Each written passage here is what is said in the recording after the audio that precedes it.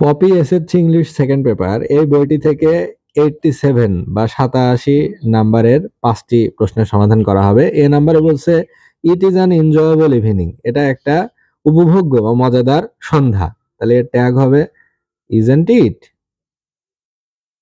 B নম্বরে বলছে yes it is, হ্যাঁ এটা, let's go out for a walk, চলো হাঁটতে যাই, তাহলে লেটস গো আউট এর ট্যাগ হবে শ্যাল উই।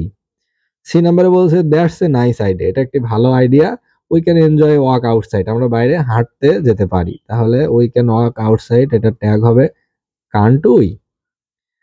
ডি নম্বরে বলছে the air is also cool and soothing, বাতাস বেশ ঠান্ডা এবং মুগ্ধকর, প্রশান্তিদায়ক, তাহলে দ্য ইয়ার, তাহলে ইজন্ট ইট, এয়ার এর প্রোনাউন হলো ইট, তাহলে isn't it.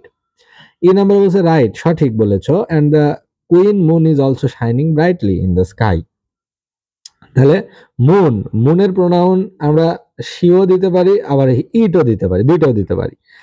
R is also shining, তাহলে ইজ শাইনিং এখান থেকে হবে ইজেন্ট, তাহলে ইজেন্ট শি অথবা ইজেন্ট ইট, এই দুইটার যে কোনোটা বসানো যেতে পারে, কারণ মুনকে ফেমিনিন ক্যারেক্টার ধরা হয়, অর্থাৎ নারী সুলভ বৈশিষ্ট্য ধরা হয়, সৌন্দর্যের প্রতীক হিসেবে ধরা হয়, সেজন্য সেই ক্ষেত্রে শি বসানো যেতে পারে।